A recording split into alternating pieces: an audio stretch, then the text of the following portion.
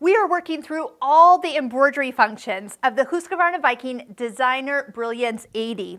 Now, once you've selected a design, touched OK, attached the embroidery hoop, you will be at a new screen. So at this screen, I want to go over what the hoop position function is. That is the first little picture of a hoop along the gray bar here. It has a picture of a hoop and 4 arrows. So when I touch it, you have 4 options. So I just want to go through the 4 options within this area. So current stitch position. So at any given time, I can select this for where that needle is actually going to start stitching. So if I'm unsure where that is, that's where it's going to start.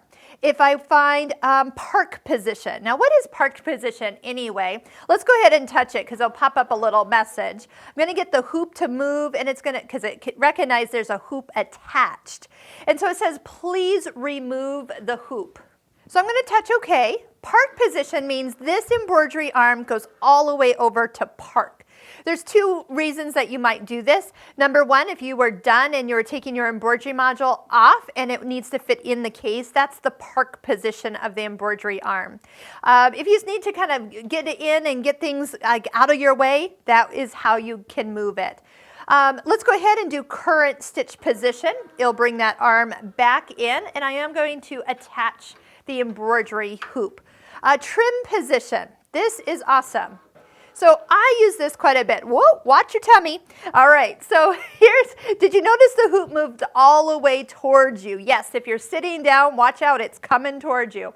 I use this a lot for in the hoop projects, things that I need to stop and then add another piece of fabric, or I need to stop and trim an applique that I don't really need to take the whole hoop off to make it spin and get into small crevices. But if I can kind of chop while the hoop is attached to the machine, this is called trim position. It moves the needle to the top right corner of the hoop. It knows exactly where it needs to go back to for doing that. And I love this feature. I can't tell you the amount of machines that don't have this feature. And anytime I'm in a class and we're doing in the hoop projects, the Viking people are always like, oh yeah, touch it, moves it forward. And then you could either do current stitch position, or you can just push start. Start would also do what it just did, move it back to where it needs to be, and then you can start with the stitching of that.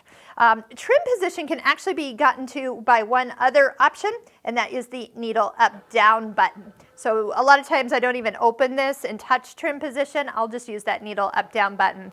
So that'll bring you out and in at the same button. Love it, love it. And center, remove hoop position.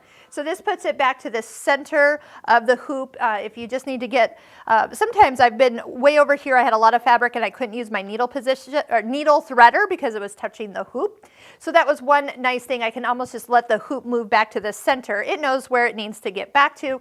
Use my needle threader, change my needle, whatever I need to do with my hands. It's got a little bit more open area at that position. So if I did current stitch position, that will allow you to get to that part. Okay, so that's just kind of a quick little rundown of those 4 functions within the hoop options function.